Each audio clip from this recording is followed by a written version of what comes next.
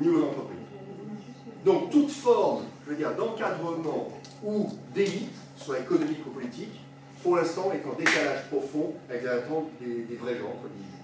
Est-ce que du coup les DG, les PDG, ils sont conscients qu'il faut intégrer des nouveaux managers, que des managers arrogants, lâches, etc. Moi j'ai connu où on a intégré exprès juste pour faire chez nous, les faire sauter des gens, les faire démissionner. Bien sûr, bien sûr, bien sûr, bien sûr. Le cynisme est à la mode actuellement, ça c'est clair. Pour autant, il commence à émerger, notamment sur la notion de leadership, quand même une certaine prise de conscience. On est en train quand même de bien comprendre qu'il faut être équilibré cerveau droit, cerveau gauche.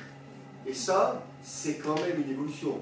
Alors évidemment, le problème, c'est qu'il y a plein de concepts qui viennent notamment des États-Unis. Alors évidemment, on prend en exemple les GAFA, hein, Google, Facebook, Amazon, etc., qui sont, évidemment, il y a certains aspects qui peuvent être sympathiques, mais il ne faut pas se faire piéger. C'est-à-dire que tout l'environnement n'a qu'un but, c'est l'hyperproductivité des salariés. Donc, il y a quand même un grand décalage, je ne sais pas si vous avez vu ce reportage sur la façon de Google et de Facebook récemment, où globalement, vous rencontrez un collaborateur Facebook sur le campus, vous ne pouvez pas l'interviewer, hein, parce qu'il refusera de parler. Oui. Bon, c'est quand même un... Bon, vous voyez, il faut faire attention de ne pas se faire piéger par les caricatures. Or, le problème, c'est qu'aujourd'hui, on est un petit peu dans l'ère de ces caricatures. Pour revenir à notre sujet, qui va compléter la réponse par rapport à la culture, le travail sur un enjeu de marque employeur, ce n'est pas du tout un sujet RH. Contrairement à ce qu'on croit. C'est un sujet de comité de direction, de gouvernance. Car c'est le miroir, encore une fois, de l'ambition humaine. Le rôle d'une marque employeur, c'est de faire de l'entreprise une vraie destination humaine. Pas un capteur de compétences, mais un vrai projet d'un vivre ensemble. Alors, évidemment, ça ne s'improvise pas. Ça se travaille, et ça se travaille non pas sous l'angle de marketing, mais sous l'angle véritablement des émotions. Alors, je vais rentrer un petit peu dans le détail, si vous voulez, de comment on bâtit une marque employeur, mais ça n'engage encore une fois que moi. Mais je reviens une seconde sur cet enjeu de culture. Quand vous posez la question aux 18-25 ans, qu'est-ce que tu veux faire plus tard? Il y a 20-30 ans, dans les grandes crises précédentes, à hauteur de plus de 80%, je me souviens de 86%, les jeunes répondaient aller dans la fonction publique. Aujourd'hui, créer ma boîte. Ça ne veut pas dire pour autant qu'ils sont tous entrepreneurs, mais le mental, la mutation, crée ma boîte. 2, alors pourquoi créer ma boîte? Parce que la première valeur auquel je vais croire, c'est moi. 2, rejoindre une PME. Il y a 30, 40 ans, quand un jeune disait à ses parents, je vais rejoindre une petite boîte, oh là là, t'es fou, mais c'est fragile, va plutôt à la banque. J'en sais très. Pourquoi la PME? Tout simplement parce que c'est petit, donc je vais exister. La reconnaissance. 3, un grand groupe, mais si possible, pas coté. Parce que dans l'esprit de ce public-là, les marchés financiers sont à l'origine de la déshumanisation des organisations d'entreprise. Ce qui est évidemment pas faux, c'est sur ce qu'on voit la plupart du temps. Et 4, mais très loin derrière, la fonction publique. Ce qui ne veut pas dire qu'il y a une pénurie de candidats au concours de la fonction publique, quelle que soit la nature des fonctions publiques, bien sûr. Hein. Mais dans les réponses, 1, créer ma boîte, 2, une PME, 3, un grand groupe, si possible, pas coté, et évidemment, en 4e, donc la fonction publique. Donc il y a une volonté forte d'exister. Alors pourquoi? C'est que là, on est en train de clôturer les 40 piteuses. Hein, il y a eu 30 glorieuses, mais depuis qu'on est en crise, c'est depuis 75, le modèle de la vision d'entreprise, qui dans son organisation n'a pas beaucoup bougé, mais dans sa perception, eh bien, elle n'a fait que du yo-yo social. Tantôt je recrute, tantôt je vire, tantôt je recrute, tantôt je vire. Comment voulez-vous qu'on conceptualise, quand on est salarié cadre ou non cadre, qu'on fasse bouger le cours de bourse simplement à l'annonce d'un plan social et de réorganisation? C'est pas possible. Ça, humainement, il y a des choses qui ne sont pas acceptables. C'est la réalité économique du monde, donc il ne faut pas faire d'angélisme à 2,06 €, mais ce n'est pas acceptable en temps. Donc, pour revenir sur ce phénomène de culture, il y a un énorme travail à faire au niveau des états-majors.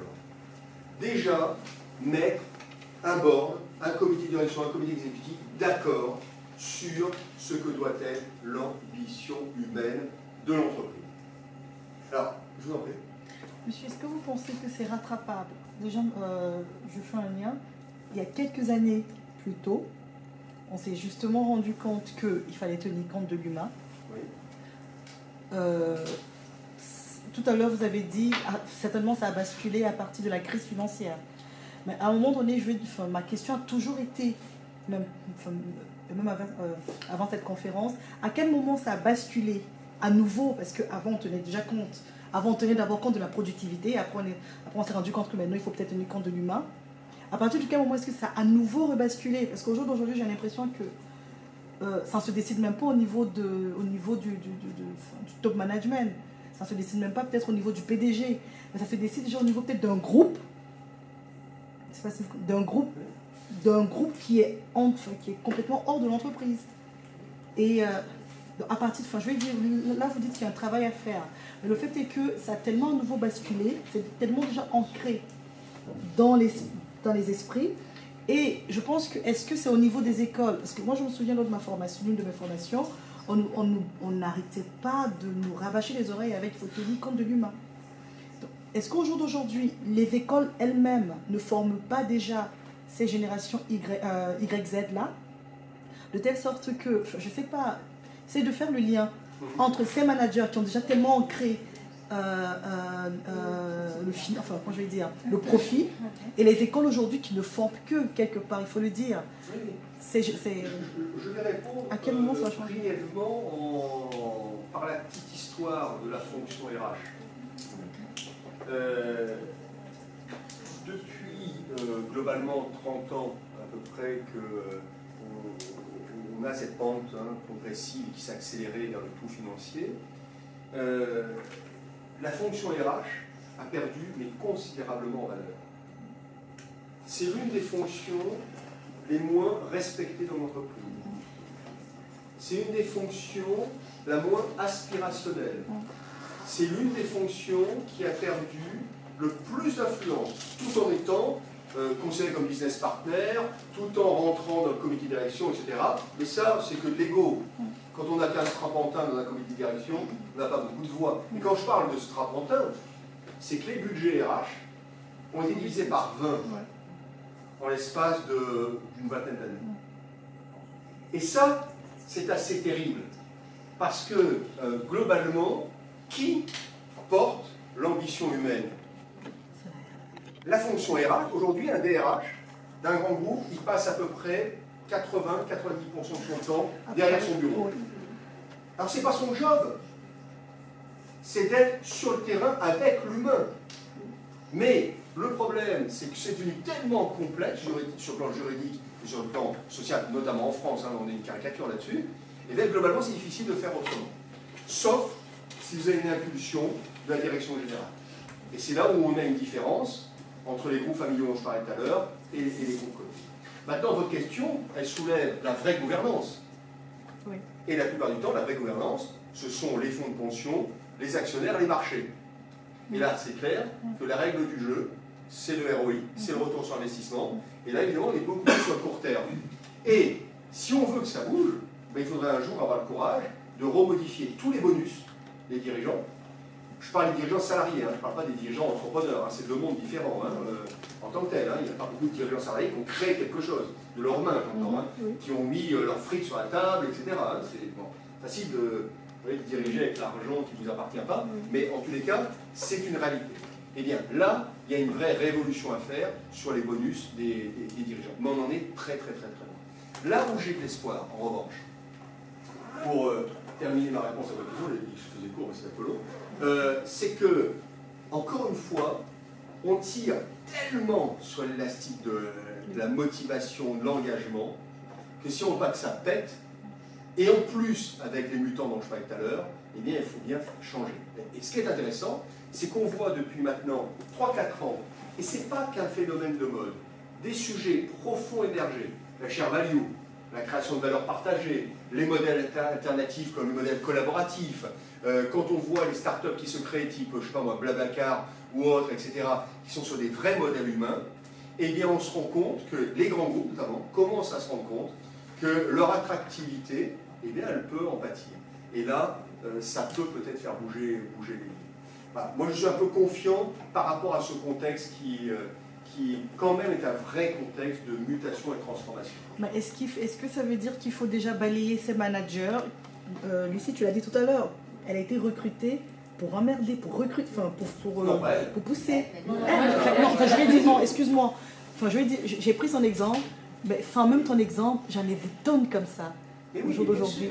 Est-ce qu'il faut déjà balayer? Non, mais il ne faut pas être utopiste. Il n'y a pas de monde idéal sur Terre. C'est évident qu'il ne s'agit pas non plus de militer pour le monde des bisounours. Non, c'est sûr. L'entreprise, c'est de la castagne. L'entreprise, c'est du business, il faut y aller, etc. Donc, quoi qu'il en soit, c'est un univers impitoyable et sélectif. En revanche, on peut être dans un état guerrier en étant respectueux de l'humain. Ça, c'est clair. Maintenant, ne nous leurrons pas, vous aurez toujours des salopards, hein, ça c'est clair, ça existera toujours, puis que l'homme est homme, il y a toujours des cons et des salauds. Hein. Donc ça, on ne va pas aller vers une révélation divine, nous balayer tout ça. Mais en revanche, les modèles structurants, eux, vont évoluer. Et vont évoluer non pas par la France, mais par l'Inde, par exemple. Quand on voit la conservation de la place de l'homme dans les organisations en Inde, eh bien c'est beaucoup plus avancé que les théories des universités américaines. Donc, vous voyez, ce monde qui est devenu un village, eh bien, c'est en train de changer et nous apporter de nouvelles sources de réflexion. Pardon. C'est un paradoxe parce que l'Inde, qui est à l'origine du système de caste, avec des hiérarchies pyramidales et extraordinaires et incontournables, soit en avance sur le collectif. Sur le collectif, oui, ils sont très en avance sur le collectif. Ah bah, au niveau de la direction dans les entreprises, j'imagine que vous avez rencontré beaucoup de résistance vis-à-vis de cette vision de la marque employeur. Quels pourraient être, d'après vous, les arguments pour lutter contre ces résistances, justement pour ne pas avoir cette impression qu'on essaie de rentrer dans le monde des bisounours ou... Je vais vous raconter une anecdote pour vous dire le chemin à parcourir. Vous savez, dans les boîtes du CAC 40, chaque année, ou tous les 2 ans, ils font des enquêtes surveillées, des climats sociaux, etc. Globalement, vous avez à peu près entre 80 et 85% des salariés du CAC 40 qui se disent confiants dans l'avenir. Quand on pose la question, est-ce que vous comprenez la stratégie de votre groupe? Là, on flirte parfois chez certains les 50%. C'est-à-dire que vous avez pratiquement 50% de salariés qui ne comprennent pas la stratégie de leur groupe. Vous vous rendez compte, c'est aberrant quand même. Et ce qui est intéressant, c'est comment ce déficit finalement d'explication, d'entraînement, de management est solutionné par ces mêmes boîtes. Et bien ils font un plan de com. C'est-à-dire qu'ils font des affiches. La stratégie en 5 points. Il n'y a pas plus stupide dans l'absolu. Ça, c'est pour partir du point zéro du groupe management. Maintenant, il y a des arguments très pragmatiques. L'attractivité est synonyme de rentabilité, attirer les bons. Vous savez, quand il y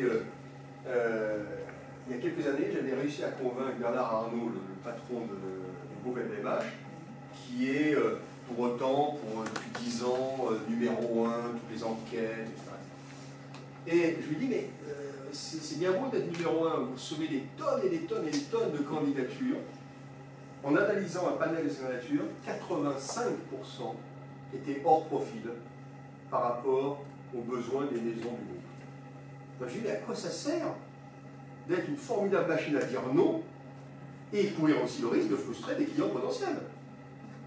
Et là, c'était déclic. Donc le porte-monnaie est un très bon déclic. 70% des consommateurs 25-49 ans, c'est un chiffre d'Ipsos, déclarent que l'intérêt porté à ses salariés par l'entreprise va de plus en plus conditionner l'achat de ses produits et de ses services. Il y a 20-30 ans, on pointait du doigt les boîtes qui faisaient bosser les gamins au Bangladesh. aujourd'hui, on va de plus en plus pointer du doigt les boîtes comme ça l'application employeur. Et ce qui est formidable, et c'est là où ça rejoint la question précédente sur les raisons de changement, c'est qu'aujourd'hui tout se sait, tout se dit en temps réel. La force des réseaux sociaux qui peuvent être très négatifs par ailleurs, il y a plein de travers.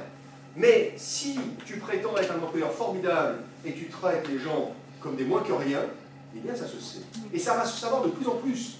Vous avez 75% des salariés qui déclarent que c'est leur devoir de critiquer les mauvaises pratiques de leur employeur, quitte à nuire à l'image de leur employeur. Vraiment, c'est énorme comme chiffre. Mais ça n'amorce qu'une tendance de fond qui va évidemment se développer. Alors, je reviens sur la notion de... Pardon, oui, juste c'était pour finir par rapport à ce que vous disiez, le souci là qu'on a, c'est que tout ce qui est B2B, en fait, ça ne bougera pas. Parce que si on part du principe que les 25-49 ans vont, entre guillemets, arrêter d'acheter les entreprises qui considèrent peu leurs employés ou pas du tout ce qui est en B2B, en fait, c'est entre entreprises, ils n'ont pas forcément le même réflexe. Vous voyez ce que je veux dire? Oui. Donc du coup, il y a quand même un énorme business là-dessus, pas énormément d'entreprises qui ne vendent pas du tout particulier, qui elles, en fait, ne sont pas touchées par ça. Oui, mais l'enjeu de la réputation est le même tout de même.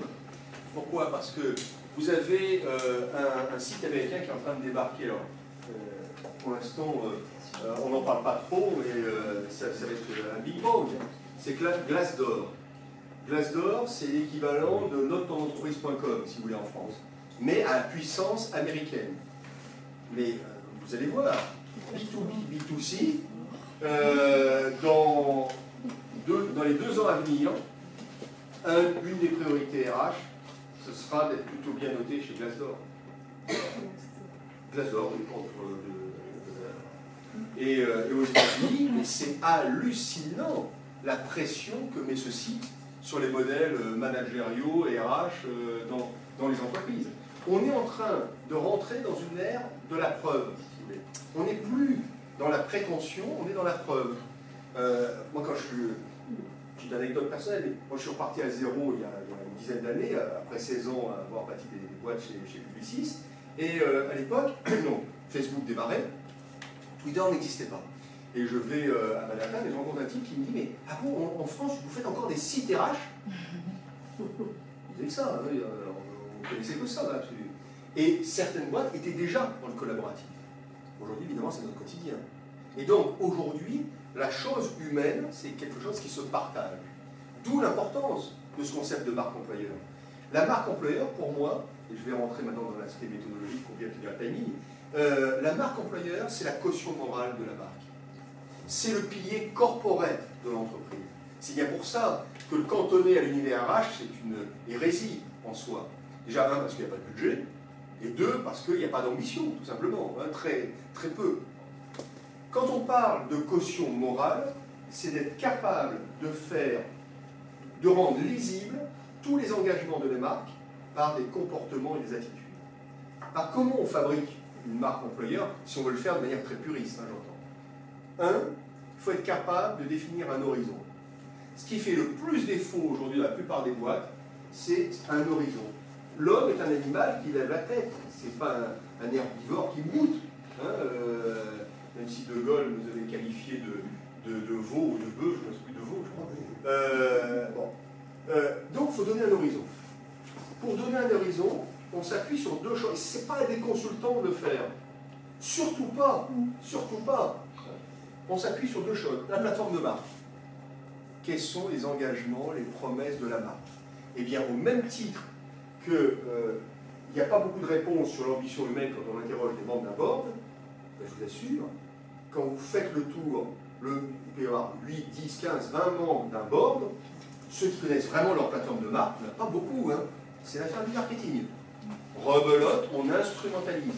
Alors que la marque, c'est le maillot, c'est l'âme, c'est ce qui fait qu'on est différent d'une boîte et d'une autre en vendant les mêmes produits. Hein, vous êtes chez Renault, vous êtes chez Peugeot, vous vendez des bagnoles, les avantages sociaux sont les mêmes, etc. Enfin, qu'importe. Et vous ne vivrez pas du tout votre job de la même manière chez là ou chez là. Parce que c'est la marque, c'est l'histoire, c'est l'ADN, c'est tout ça. Donc, plateforme de marque. 2, on interroge tous les membres du board. Pour poser la question que je vous donnais tout à l'heure, à 3-5 ans, de quoi tu vas être fier en tant qu'employeur? Alors là, c'est le moment de vérité. Parce qu'évidemment, quand il n'y a pas de réponse, comme la plupart du temps sont des gens intelligents, ils disent, mais attends, je passe à côté de quelque chose. Comment est-ce que je peux me considérer comme patron si je suis incapable de répondre à cette question toute simple? Et donc là, on les amène. Évidemment, là où ça devient formidable, là on fait un métier très sympa, c'est quand on restitue donc, toutes les réponses, eh bien on voit bien que, enfin c'est évident que la cacophonie, on va dire, des réponses ne peut pas générer un alignement derrière, ne peut pas générer de la cohérence. Et donc là, on invite l'état-major à dire, mais où voulez-vous mettre le curseur? Qu'est-ce qui vous fédère? Qu'est-ce qui fait que vous serez tous d'accord sur une vision humaine de votre ambition? Une fois qu'on fait ça, on l'aligne sur la plateforme de marque, et là, généralement, on est capable de donner un horizon.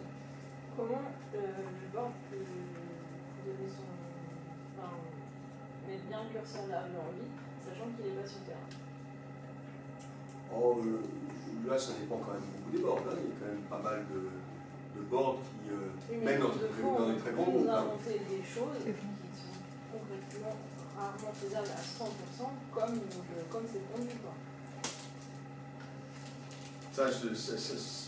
Notre remarque dépend vraiment de chaque cas. Ce qui est certain, c'est que la stratégie, quoi qu'il en soit, elle doit venir du board. Ça, c'est pas quelque chose à déléguer. Et donc, à un moment donné, si on veut incarner une ambition humaine, elle doit vraiment venir du board. Là, on parle vraiment de l'engagement qui ensuite va conditionner le modèle de management, hein, très clairement. Et ça, c'est pas forcément du bottom-up, hein, c'est véritablement oui, un vrai engagement. Donc c'est l'engagement managérial, en fait. Du top management, d'abord. Pour définir cet horizon. Ensuite, une fois qu'on a l'horizon, il faut trouver les chemins qui vont nous guider. C'est ce que nous, dans notre jargon de consultant, on appelle les axes de réputation, si vous voulez. Et là, il ne faut surtout pas être dans le paradis. Il faut être dans la preuve. Ah, dans 3-5 ans, si je veux qu'on pense ça de moi en tant qu'employeur, qu'est-ce que j'ai envie qu'on dise de moi? Quels sont les thèmes que j'ai envie de m'approprier, préempter? Ça, c'est un travail que l'on fait en fonction, effectivement, de l'horizon. Et pour densifier le contenu, eh bien là, rien ne vaut de mettre en place des tables rondes, des focus group, pour aller au plus près des mots vraiment issus des tripes et du cœur des gens. Et ça, c'est un vrai moment de vérité. Pour voir s'il y a un grand écart entre l'horizon et le possible émanant des salariés. Et parfois, ça peut arriver. Hein. Nous, il nous est arrivé pour un très grand groupe d'assurance, où on avait un horizon qui était très prospectif, puis on s'est rendu compte, en faisant une trentaine de tables rondes, que cet horizon sera vraiment dans 3 ans. On ne peut pas l'appliquer tout de suite dans l'absolu. Bon, ben là, on choisit des chemins un peu par étapes. Quand on fait ce travail terrain, et encore une fois, quels que soient les secteurs d'activité, hein, B2B, B2C, industriel, tertiaire, qu'importe, et puis on fait une remontée, une densité sémantique qui va permettre, de répondre à 3 questions fondamentales qui sont vraiment à l'origine de la plateforme de marque employeur. Qu'est-ce que j'ai envie que mes publics ressentent? C'est l'émotion. Quand on est face à une personne, à un message, à un site internet web, il y a cette perception de l'instant, c'est l'émotion. Qu'est-ce que j'ai envie qu'ils comprennent? Donc c'est quoi finalement la synthèse de mon message? Qu'est-ce que j'ai envie qu'ils retiennent? Donc émotion, compréhension, mémoire, c'est du basique. Mais c'est triptyque indissociable pour bâtir véritablement une stratégie de marque employeur et surtout aboutir à un concept fédérateur qui est l'idée maîtresse sur laquelle, pendant 3, 4, 5 ans, l'entreprise va travailler inlassablement. Se lancer dans une stratégie de marque employeur, c'est encore une fois pas de la cosmétique. C'est pas de la com toute simple. Le but, c'est comment je vais faire parler en bien de moi plus tard. Et on le fait parler en bien de soi qu'en délivrant du contenu, qu'en délivrant des éléments de preuve vérifiables. Et quand on a fait ce travail, eh bien on est capable d'écrire ce qui fait défaut à la plupart des boîtes, un véritable discours socle employeur. Moi, je suis toujours effrayé quand on fait ce type de travail, donc quand on fait des audits de l'existant, on prend la com de recrutement, on prend la com d'intégration, la com interne, la com sociale, la formation, etc. Eh bien, c'est fou de constater à quel point, dans les équipes RH elles-mêmes, tout est cloisonné. Et quand vous analysez la sémantique de tous ces territoires, ça part dans tous les sens. C'est pas possible. Déjà, la fonction RH, elle doit balayer devant sa porte sous l'angle de la cohérence. C'est un point vraiment essentiel. Ensuite, une fois qu'on a fait tout ce travail, eh bien, il y a le plan d'action, hein, on va dire ça comme ça. Et ce qui est assez édifiant, encore une fois aujourd'hui, c'est que ce concept de marque employeur se limite, comme je l'ai dit tout à l'heure, essentiellement au sourcing. Pourquoi? Parce que le peu de budget qui existe dans les entreprises pour parler d'entreprise en tant qu'employeur, c'est le peu de budget qu'on alloue au recrutement. Vous voyez même aujourd'hui des LinkedIn ou des job boards dire « développez votre marque employeur chez moi ». Ce qui est le truc le plus bête qu'on peut entendre. Vous avez plein d'entreprises, par exemple, qui achètent des pages d'entreprise sur LinkedIn et qui n'en font rien. Elles ont le sentiment d'acheter une annonce de recrutement. Alors sur LinkedIn, on ne va pas pour recruter, on y va pour partager du contenu. Et donc, rebelote, on a gaspillé d'argent alors qu'on n'a pas travaillé le fond. Une vraie stratégie de marque employeur, elle a 4 territoires. Alors qu'un plan de com, la plupart du temps, il se focus sur les cibles. Hein, et en l'occurrence, quand on a peu d'argent, comme dans le sourcing, c'est les candidats. Premier territoire, c'est la gouvernance. Son territoire à elle, c'est l'ambition et le rêve. Un leader ou un board, il est là pour montrer demain. Il n'est pas pour nous montrer le caca d'aujourd'hui. Il est là pour nous guider. D'où la notion de manager guide. Il est là pour nous entraîner. Cette notion de guide et d'entraînement, évidemment, dans peu d'entreprises, vous la retrouvez. Sauf, encore une fois, au niveau des ETI. Il y a beaucoup d'entreprises de taille intermédiaire qui sont véritablement aujourd'hui des modèles inspirants pour les grandes organisations. Alors quand on parle de modèles intermédiaires, c'est quelques milliers de salariés. Mais où là, vous avez des patrons qui sont véritablement dans cette logique de guide. Donc, le rêve et l'ambition. Deuxième territoire, c'est le management. Les managers intermédiaires. Aujourd'hui, vous avez dans la plupart des pays européens, à peu près 60-70% de managers qui manquent de temps pour manager. Ou manquer de moyens pour manager. C'est fou. C'est quand même complètement dingue. Bon. Sachant qu'en parallèle, chez les plus jeunes managers, 70% des managers trentenaires déclarent ne pas adhérer aux valeurs de leur entreprise. Et le boulot, c'est quand même complètement fou. Or, le management, c'est le premier média de la marque employeur. Si vous n'avez pas un modèle de management cohérent, si vous n'avez pas un modèle de transmission managériale harmonisé, vous pouvez faire tout ce que vous voudrez, vous serez toujours pris à défaut. Son territoire à lui, c'est la transmission. Pourquoi le manager, il transmet réellement les valeurs, la culture, etc. Le seul problème, c'est que dans la plupart des grandes organisations, ou même pas des grandes organisations, on nomme manager le super technicien ou le super commercial. Mais est-ce qu'il a des valeurs humaines pour manager? Est-ce qu'il a l'appétence de la transmission?